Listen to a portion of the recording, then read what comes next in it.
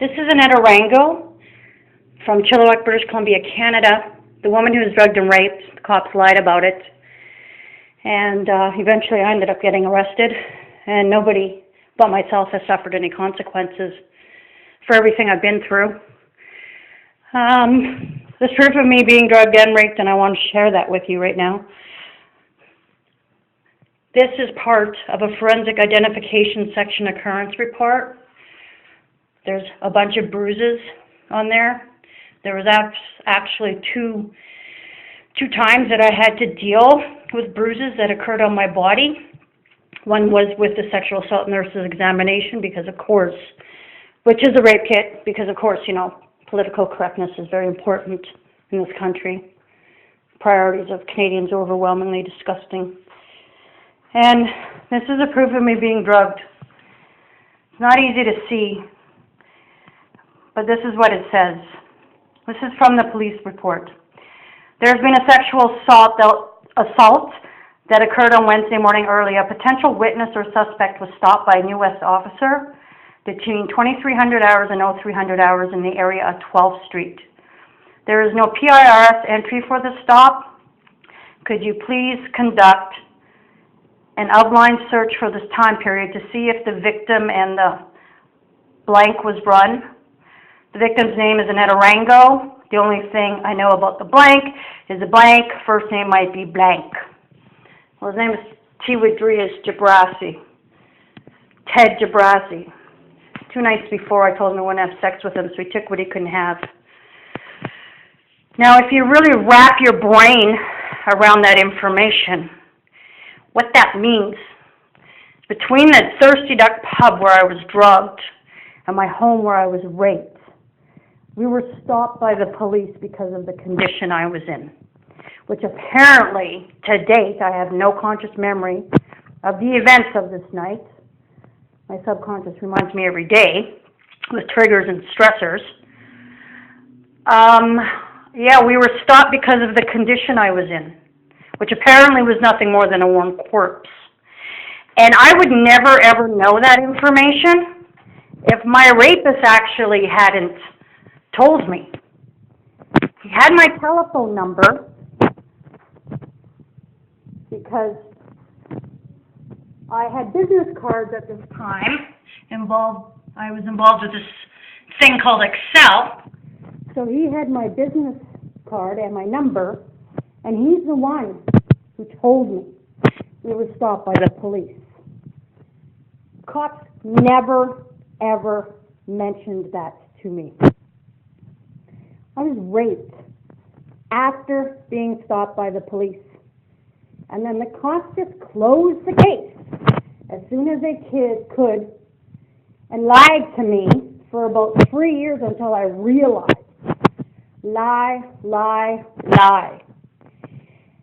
What's even more upsetting in this story is that the very first person I asked for help was my ex-sister-in-law, Constable Janelle Farmer. Her and my brother, they saw the bruises on me. I actually had to stay with them for a couple of days because I was so messed up. She too did nothing. Nothing. Nobody in this country at this point in time should trust a cop. And unfortunately, most people on the planet at this point in time should trust a Canadian because their priorities are so messed up. It's disgusting. I did a radio interview with Constable Terry Wilson, who was the investigating officer in my case. I did an interview with him at CFOX, CKNW, Rock 101. I have proof of him lying. He told me at first there wasn't enough evidence to give to the Crown. Bullshit. Proof of both? And anyways, it is the police's job to get the evidence. That's what they're there for. And then on that tape, he was asked why I couldn't have justice. And his response was, well, because Ms. Arango was the victim and the prime witness, and she cannot physically tell us what happened to her, we cannot give her justice. So I got to thinking. So When you murder somebody, there's a victim and the prime witness. They can't physically tell you what happened to them because they're dead. So does that mean it's okay to murder people? Yeah. Even my lawyer, when I got arrested, couldn't give me an answer for that one. The Canadian Charter of Rights and Freedoms Act was put together by the federal government a few years ago. I don't know when exactly. Clearly states on there we're all entitled to justice. It's pretty hard to have justice when the cops are the biggest lying scumbags on the planet, and you can't find a lawyer to do their job. I've asked so many lawyers for help, it's sickening, but nobody wants to take on the police. Because the fact of the matter is, most of the police officers in Canada work for the RCMP, the Royal Canadian Mounted Police, and those are numbers. Cops protect cops. But unfortunately, it's not just them. It's Canadian society. We're going backwards with human rights in this country, not forwards, because all the rights are being given to the wrong people. I mean, it's just pathetic. Here's my recognizance of bail. I wrote a story called Canadian Corruption A, and I get arrested for it. 4 counts of uttering a threat, which were dropped, by the way. 2 counts of improper storage of a firearm. 1 stayed, 1 not. Because I got my firearms acquisition certificate, so I could feel safe. Maybe a little safe in this country. I'm supposed to have a right to my safety, according to the Canadian Charter of Rights and Freedoms Act. 12 years I haven't felt safe. 12 freaking years. And I have asked so many government organizations for help. I have to take medication on a daily basis, which was promised to be paid for by the Criminal Victims Assistance Program. They lied too. It's here. It's all here. I asked former Solicitor General John Less for help. Oh, it's not my problem. I've heard that all the time. Not my problem. I don't have the time. It is your problem. It's everybody's problem. These are incredibly heinous and despicable crimes. And I can tell you, it doesn't matter how strong you are, how smart you are, or how much money you have. You can be carved up like a turkey on Thanksgiving Day if you are drugged. You'll never even know. To date, I don't know exactly what happened to me. But through therapy I did with my psychologist called EMDR, it's also believed I stopped breathing on this night, either from the drug stopping my heart or my rapist cutting off my airway as he dragged me from my bathroom to my bedroom where he raped me. I'm drugged, I'm raped, there's proof of both. I believe I stopped breathing. I'm fed into the arms of my rapist by the frickin' cops, and I can't get any help. December of that year, I started vomiting chronically for 7 months. I had a brain CT, abdominal CT, colonoscopy. Well, here it is right here, actually. To date, she has a normal CT scan of the abdomen and CT scan of her head. A normal colonoscopy, gastroscopy, and normal small bowel follow-through, negative celiac serologies, normal liver enzymes, normal pancreatic enzymes, etc., etc. I had to be rehydrated 5 times. Couldn't work. My disability carrier cut me off at work. BC Life and Casualty Company. Because I had a rape kit then. This country is just disgusting. Disgusting. You know, I grew up being a very proud Canadian. Very proud. And you know what? I hate this country. I despise this country. Everything I knew has been taken away from me. I backpacked across Europe when I was 21.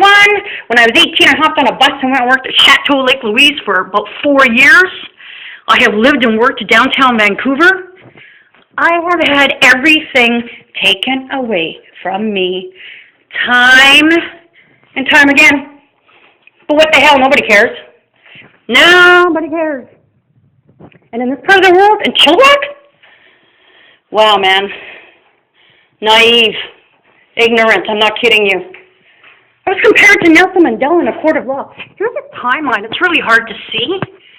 But this is everything I endured for 12 years. I've had to move, I don't know how many times I could sleep, and I'd have to go live with my parents when I was like 36, 37, just so I could get a wink in. I mean, Jesus, Canada. Get your heads out of your asses. You know what? Technically, here's some definitions. You probably can't see them. Psychopathic personality and sociopath. A lot of you actually fall under either one of those categories, and you don't even know it.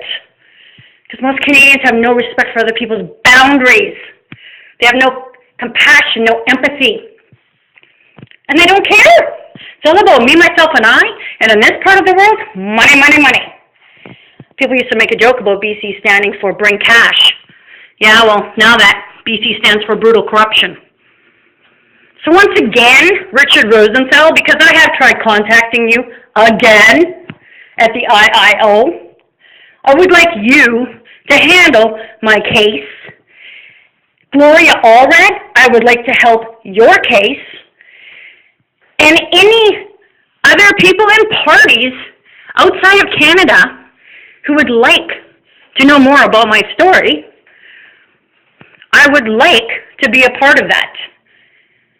I mean, Canadians don't care, so I can't continue asking for help from people in a country that doesn't care.